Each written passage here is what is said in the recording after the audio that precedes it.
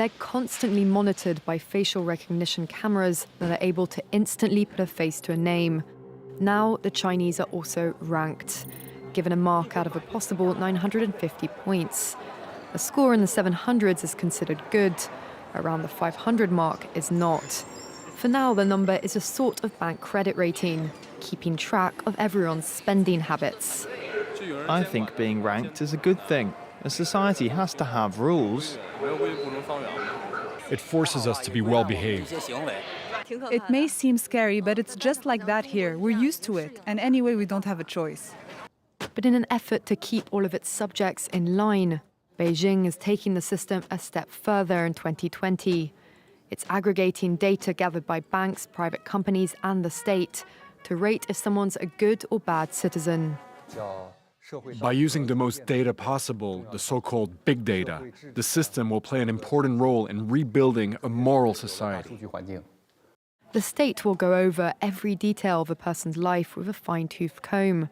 Their financial situation, spending habits, career, even behavior on social media.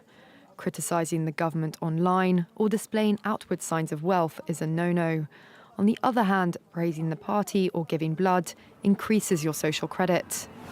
Xiao Wenwang is a model citizen. She lives in Nanjing, a testing ground for social ranking. Married with a child, she has a job in a retirement home, no debts, and she wouldn't dream of jaywalking. As a good citizen, I respect the rules of the road. If I didn't, I'd lose points on my social credit. In theory, everything can be taken into account in the social score, even the most innocuous errands like supermarket shopping.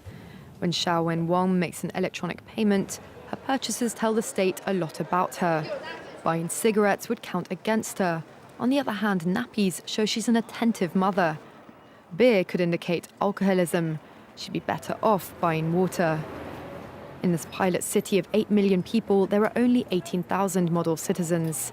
For Xiao Wenwang, there are perks to be had, such as paying half price for the bus. I get discounts for all public services, even at museums. And the library is free for me, thanks to my score.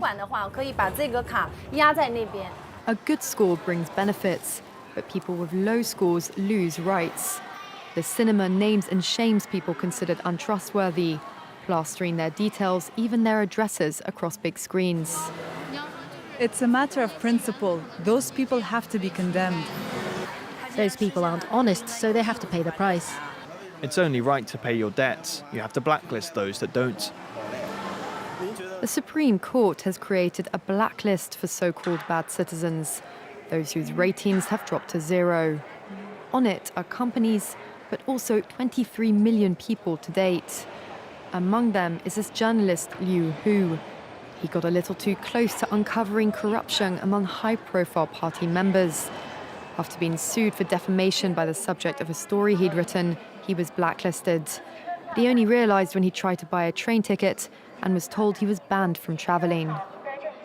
That tells me I'm still on the blacklist. Punished because he's been branded untrustworthy by the state. Once you're blacklisted, you can no longer get a bank loan, start a business, buy an apartment, or even send your children to a private school. Liu Hu is among a tiny minority of people who have dared to criticize the system, which some are calling a digital dictatorship. I worry, because I think many people like me will be deprived of individual freedoms, and all of us will live with restrictions of one kind or another. After our meeting, Liu Hu learned that his name had been removed from the blacklist, but he still has a long way to go if he doesn't want to languish at the bottom of the social credit hierarchy.